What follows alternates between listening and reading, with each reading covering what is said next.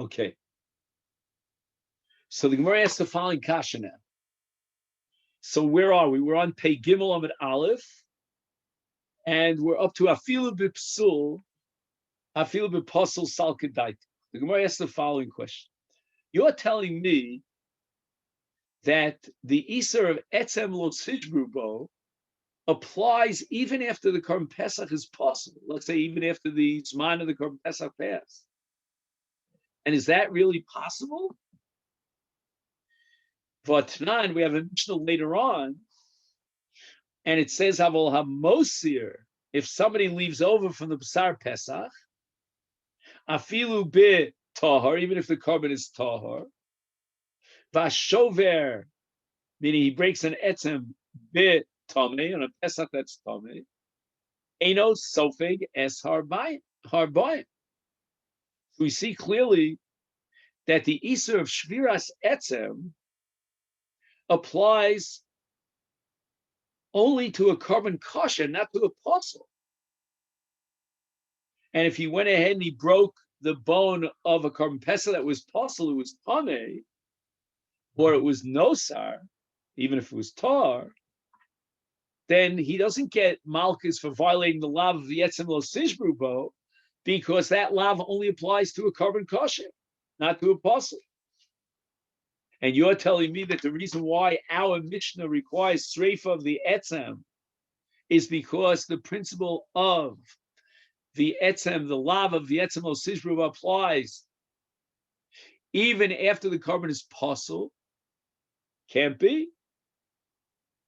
Our answer is lo kasha. I can reconcile this contradiction. Kan, our Mishnah is talking about a case of shahoisa lo shasa kosher, that initially the korban was roy lachila. It became posel afterwards. Let's say, for example, he left it beyond the time allotment and it becomes nosa. In such a case, there's an isur of shviras etzem even after it became posel, because initially it was roy lachila.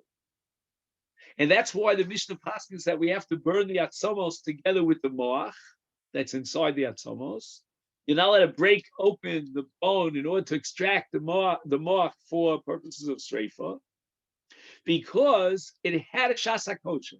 It was originally roy lachil kan, but this Mishnah that comes up later on, shalo isalo shasa kosher. In other words, it became posel, and it was never roy lachil. It never had a moment in its life that when it was roy lachil, like for example, let's say it became tomei before the zrika sadam. So the basar itself was also machil until after the zrika. But in this case, since it became tomei, the zrika is not going to be matir kodshim tmeim. So in such a case, there's no isa shviras etzem at all, because the etzem was never roy lachil.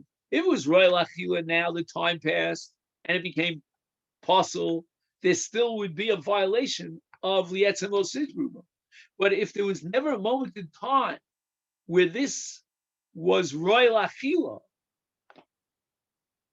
then once it becomes posel, there's no isa to break the bone.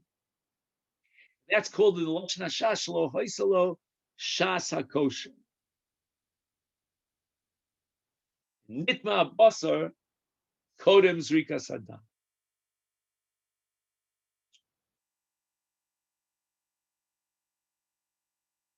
Now, what bothers me over here is, why does the Gemara quote a Mishnah that says "Eino sofek es harboim"? To me, to my mind, that's a p'tur of onshim. It doesn't say that he doesn't violate the law.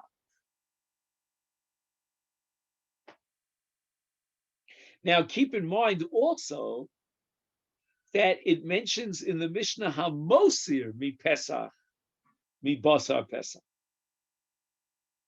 I mean, if a person makes the pesach into nosar, and we're talking about a tar, a korban tar, then he should get malchus for lososirim menad boker. So he says, the Gemara is going to say later on that the Isser of Shmira does not apply to a Pesach that's tar. Lo nemar isa shvira, except I mean say only in a Pesach that's tar. I don't know. That doesn't seem to make sense to me, but I'm just curious as to why the Gemara assumes that there's no lav here at all when it says in the Mishnah, "Eino sofek es arboim."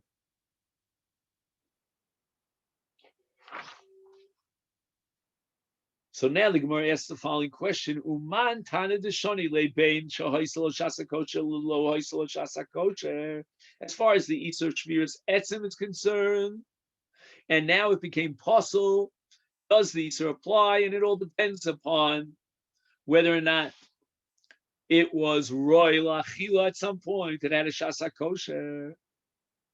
The Gemara answers that is the shita of Rabbi Yaakov to differentiate between hoiselo shasa kosher and lo hoiselo shasa kosher as far as the Isra of Shviras Etzim is concerned. This Sanya we learned in the Brisa.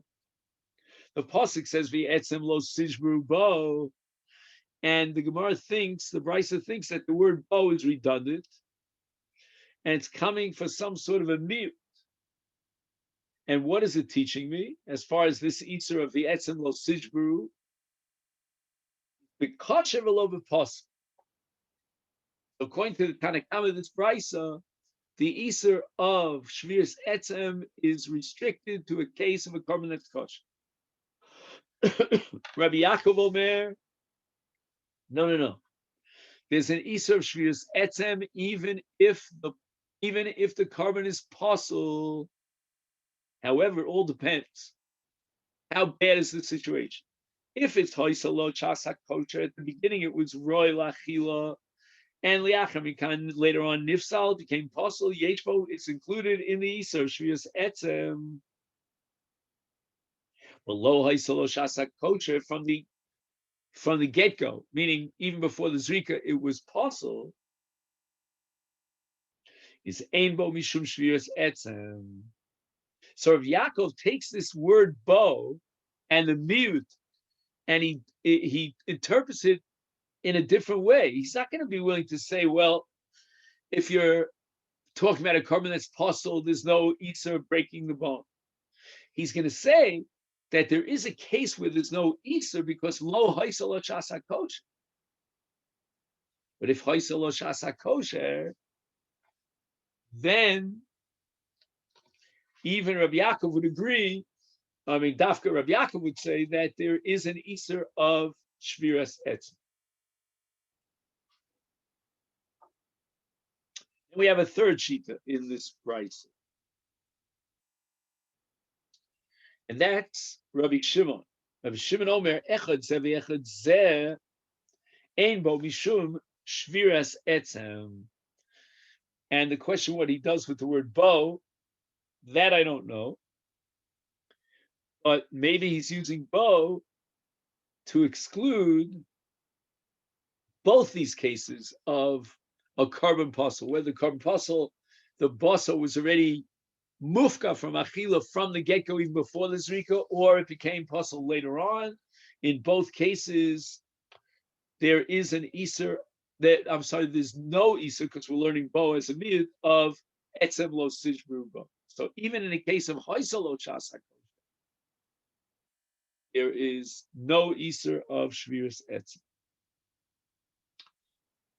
If I'm not mistaken, we pass it like Reb Shimon. Let's see, does he put that out here? No.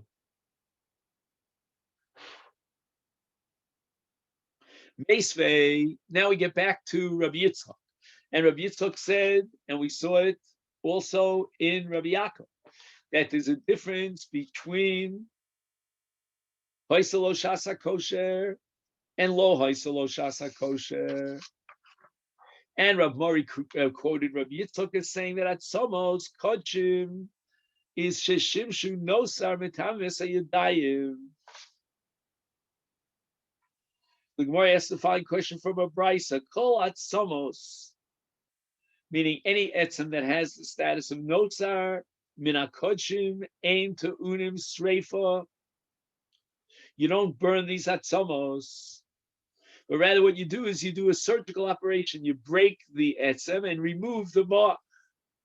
and the etzem goes into the rubbish bin. Chutz miatzmos haPesach. In the case of atzmos haPesach, you cannot break the bones.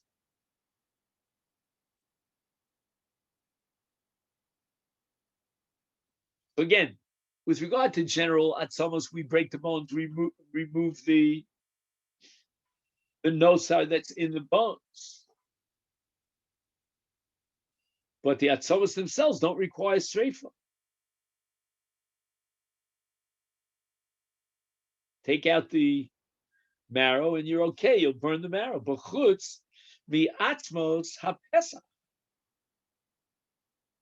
mipnei hatakola.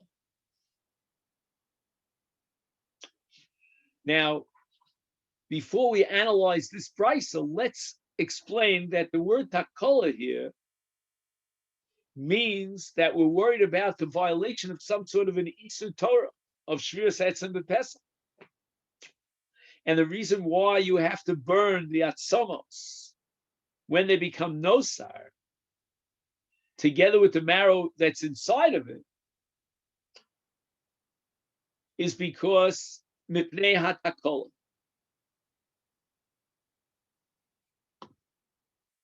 Takola means the Isur of Shviras Etzem. So again, the only exception to the rule of let's just break the bone and remove the nosar and burn the nosar is going to be the case of atzmos haPesach. So the Gemara asks the following: Hani atzomos, the atzomos of this brisa, hechi dami. What exactly is the case that we're dealing with? Elam, if we're going to say the lesbahu moach, if the atzomos have no moach in it, lamalu streifa. Why do you have to burn them? Just throw them in the rubbish. If there's nothing that's edible that could become nosar, there's no moach, throw them out. Elapshita must be, and we've seen this logic in the past. The isbu moach. Now, isal kedaita, if we accept Rav Mari, that shimush nosar milsahi, that the atzomos that are serving the moach, and later on there's going to be an isur that's chal on the moach. That will be chal now on the atzomos, because it has a din of nosar, and that's the shita Rav Mari, is atzmos kodshim amai ein tu'unim sreifa. In other words, forget about Pesach right now. Let's talk about other kodshim. Why is it that he only specifies Pesach as requiring sreifa? In other kodshim, we should also require sreifa, because even if you were to remove the moach, nevertheless, the atzomos have their own status independent of the moach of kodesh, and therefore they require streifa. So again, according to Rav Mari, how's he going to learn this brisa? Because this brisa is telling us that the atzomos have to be burnt. Atzomos shar kodshim don't have to be burnt. Only the atzomos of Pesach. And according to Rav Mari, that makes no sense. The atzomos of all kodshim should be burnt because they have a din of mishamesh esanosa.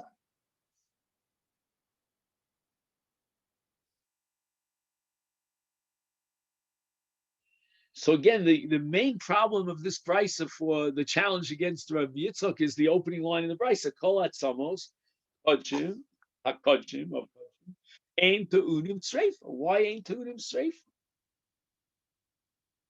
The atzamos should have, according to Rav Yitzchak, the identical din of the carbon itself, the nosar itself. They should require streifa. That's the din of mishamesh nosar.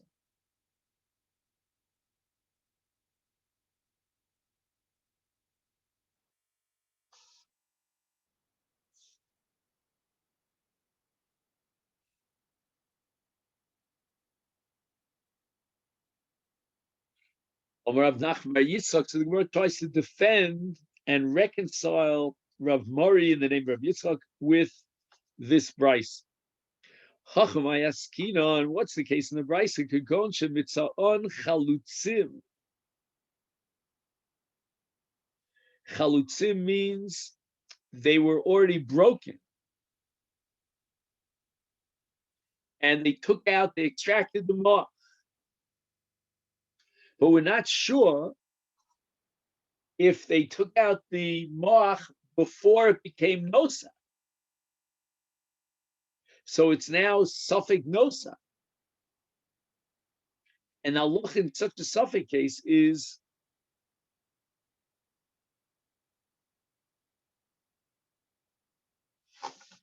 just one. If they're already broken and the moach was removed, so you don't know whether or not the moach was removed before it became nosar.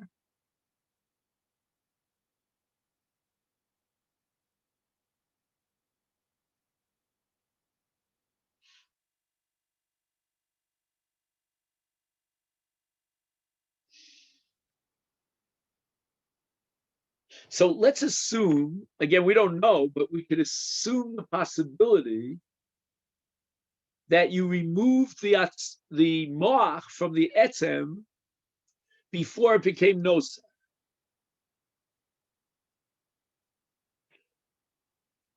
And the Bryce is now telling you that at somos of kodshim, general kodshim, since they don't have an iser shviras etzem, then we can assume the kami dinehevi noser chaltzinu. Before it became nosa, they took out the moach and they ate it because they didn't want to come to the iser of nosa.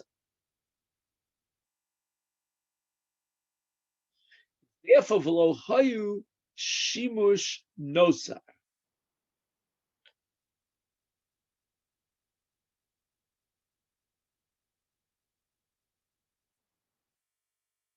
Right? So when did Rav Mori say that the Atzomos get a status of nosar? That's only if they're mishamish nosar. But if he removed the etzem, the moach, before it became nosar, so there was no moment in time when the etzem was mishamish nosar.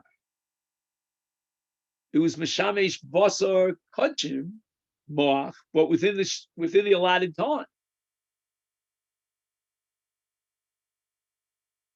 And he broke the etzem, removed the moch before that allotted time passed by. So the bone was never hosting or protecting nosar. Because by the time nosar rolled around, the moch was already removed. And therefore, lo boy sreifa, right? Because there's a possibility that he broke the bones, and that's going to be the case in this price before it became nosa, within the time allotted, and he removed the moach, and there's no need to burn the atzamas because they're not shamshe nosa. But that's only in shar kodshim. Pesach is different.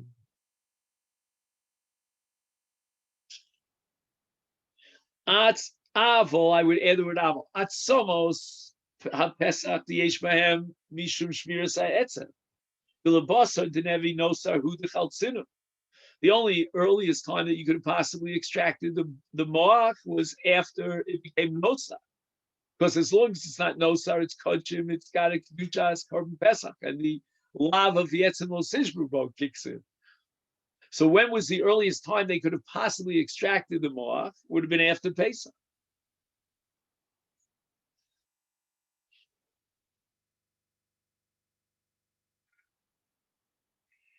And now we're going to apply the principle of Rav Mori.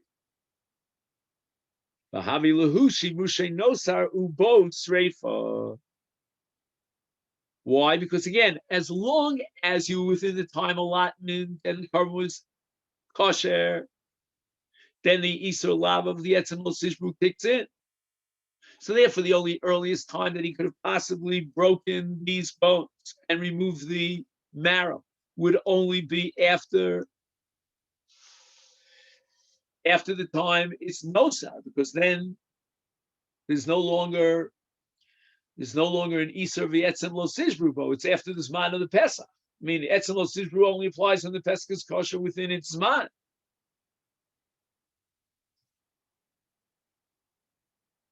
It's therefore this brisa is not in any way a contradiction to Rav Mori, because this brisa is pointing out the distinction between Pesach and other kosher.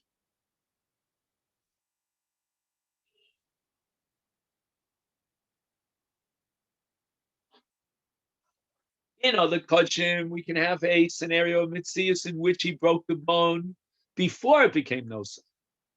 There's no lav of etzem lo sishbruba. And if he broke the bone and removed the marrow before it became nosa, it was never ever a meshamshe nosa. And that's why this brisa, when it says that you have to burn atzamos, is talking dafka about the atzamos of a korban pesach. It was the atoms of other kochim. There's no need to burn them. Just simply remove the marrow, and there's no isur of shviras etzem. So you can remove the marrow before it becomes nosa, and then there's no din that you have to burn the atoms b'toras b'chamche nosa, because it's not mishamish nosa. You remove the nosa before it became nosa. Says the brisa, but in the case of korban pesach, although kol atzamos shel kodshim einam tu sreifa chutz mi atzamos ha-pesach, and the atzamos of Pesach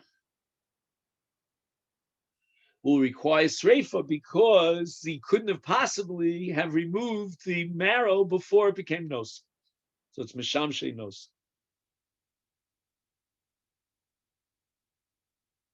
So the two words b'pnei hatakol, mean that he couldn't have broken the bones before it became nosar, because that would be a takola, that would be a violation of the Isur v'etzem lo sishbruba.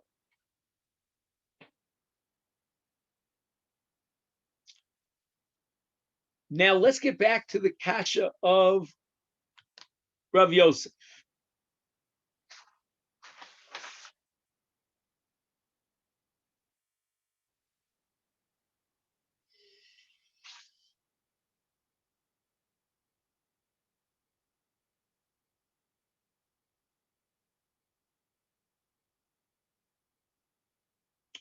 Rav Zvid Omar Hocha Mayaskinon Kigon Shemitza'on Tziburin Tzibur.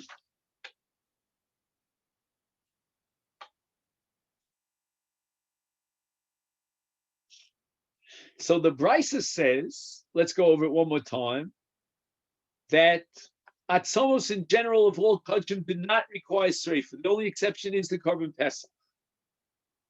And we ask the question, wait a minute, according to Rav Mori, the atzomos have the same din as the marrow within, and it gives it a status of nosa.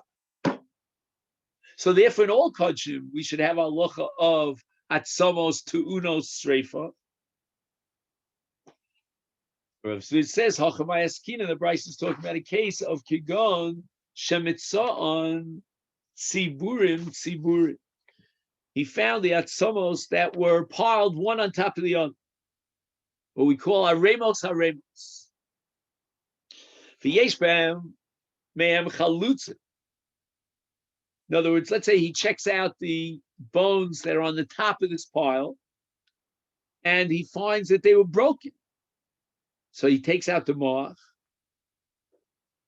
but he doesn't know whether the atzomos on the lower level of this pile are also in the same state that they took out the moach. There may be bones below the top layer that are complete, and they have moach inside. So the Brisa says, Atmos, Kodshim, the Ein Bohem Mishum Shviras Ha'etzem. So we're talking about other Kodshim other than Pesach, and there's no Isur of what?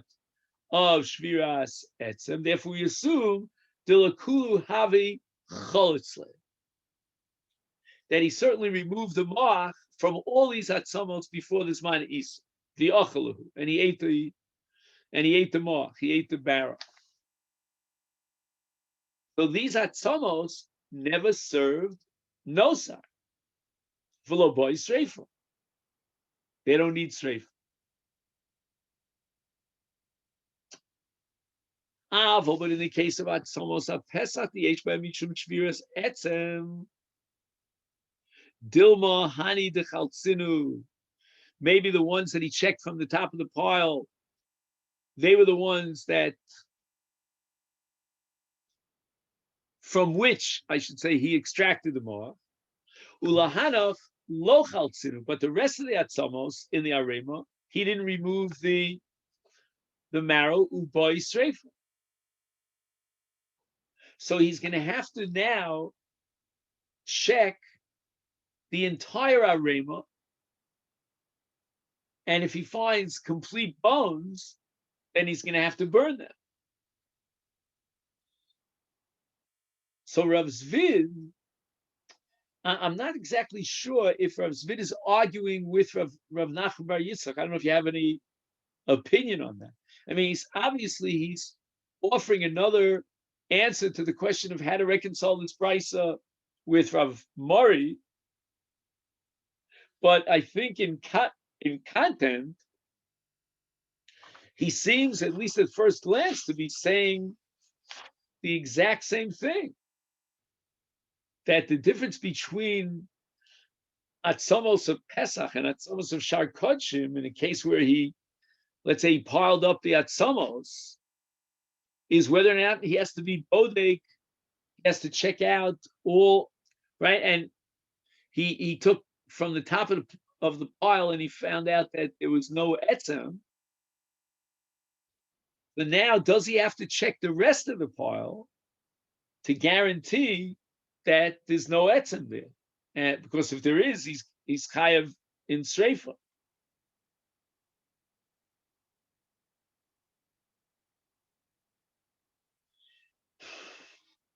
With regard to Atzamos of Shar Kodshim, then we can assume that just like he broke the Atzamos on the top of the pile, that's what he did, right, to remove the moth. That's what he did with all the bones, one after the other.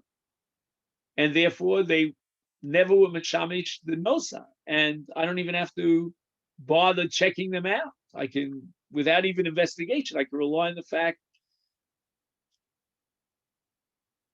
that the top of the pile, the Atzamos on the top of the pile, were actually opened up and they removed the nosa. But in the case of Pesach, where there's an Isur of Shviras Ha'etzem, it could be that he had enough time to remove the moach from some of the top bones, but he never got a chance, lo hispik, he never got a chance to remove the moach from the bottom bones, and therefore boy straight. We have to burn them unless he checks them thoroughly to guarantee that he had taken out the moach from the other atzamos. Now, if he finds what we call an esem shlema, then we have to assume that there's moach inside. He didn't remove the moach, and therefore we're going to need sreifa because it's a mishamish nosa. Now we go back to the Mishnah of Gidim. Kol Gidim kosher. Chutz mi Gidei Tzavor. All of the sinews, I would call it, of this korban Pesach are kosher, and we treat him like basar, and he's going to eat them and fulfill his mitzvah. However, there's something called gideat savor, and they're not edible. So the Gemara asks, wait a second, Tnan, hatzomos v'agidim anoso yisarfu b'shishasa. You have to burn these gidim. Hani gidim hechidami. What's the case? Ilim v'gidei basar is nachlinu. Why does the Mishnah assume up front that the gidim will be nosar? Just eat them. The idi sosir hayu nosar. And if for one reason or another they were lazy or whatever, they didn't eat it, then it passed as mana isur. So why does the Mishnah teach me this din of gidim? Hayu nosar. There's no special din in gid. If the gid becomes nosar, then yisarfu. But why does the Mishnah make this blanket statement that gidin yisarfu?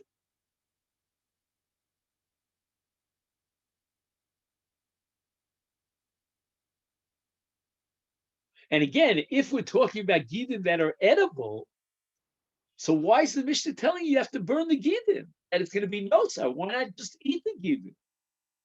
You're talking about gidin that are basar. I mean, that's what Rabbi Yehuda Rav says, that we assume that the gidin are basar in the rest of the body except for the neck. Now, if on the other hand he left over the gidim and they were edible, so that's called nosar. And then the Mishnah is not telling me anything new about gidim. Apparently, the Mishnah wants to set up a category here of something that is uniquely and inherently nosar. And you're telling me it's edible? If it's edible, you should be eating it. And if you didn't eat it, then it became nosar. So why does the Mishnah have to tell me that it's going to be burnt? That's what you do with nosar, right? Actually, sorry.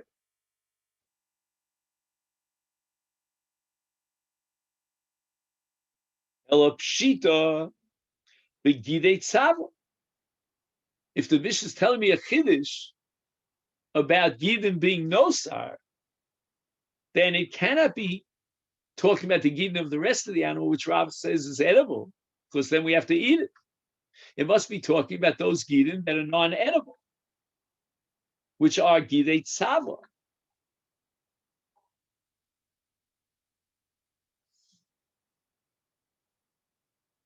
So again, the gidei tzava are apparently very tough. They're not generally eaten.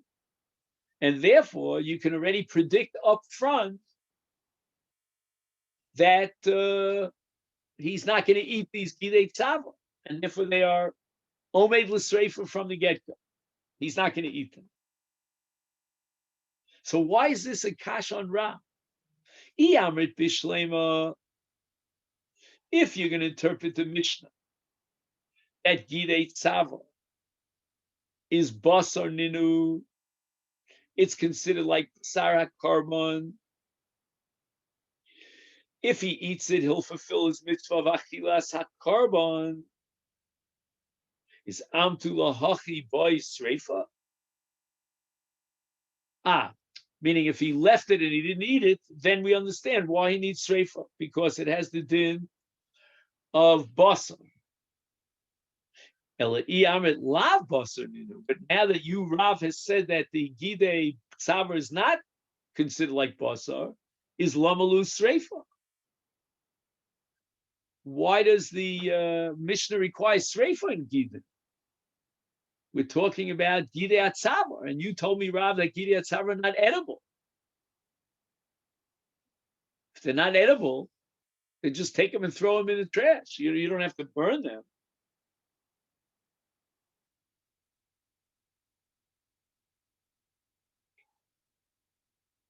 Amar Rav Chizda, so Rav Chizda comes to defend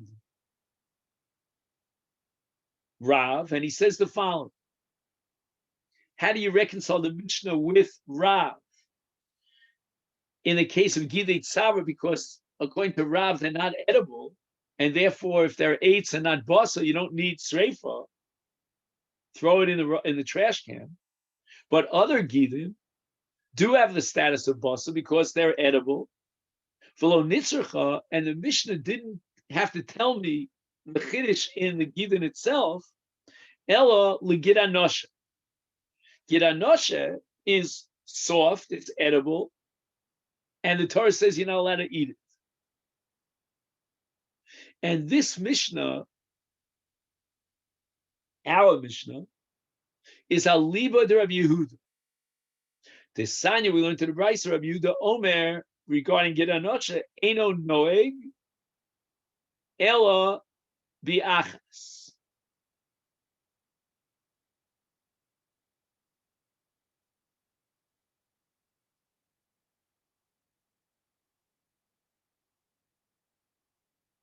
So every animal has two yerechim. It's got a yamin, a yerech yamin and a yerech small. And you might think that when the Torah prohibits gid, you'll find a gid in both the yerech yamin and yerech small. They're both prohibited. No. Says Rabbi Yehuda, only the yerech yamin is gid. Hadas machras shel yamin.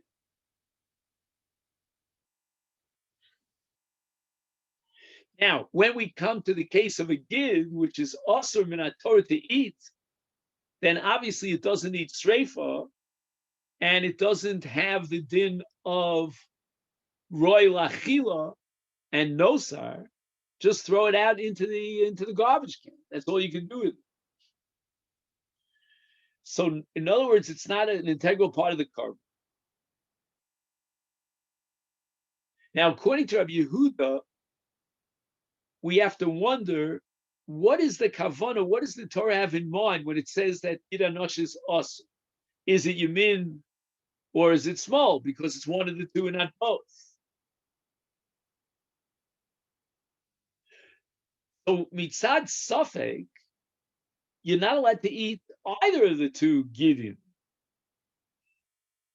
But you can't throw it into the ashba because according to Rabbi Yehuda, one of them has a din of basa, and it's part of the korban.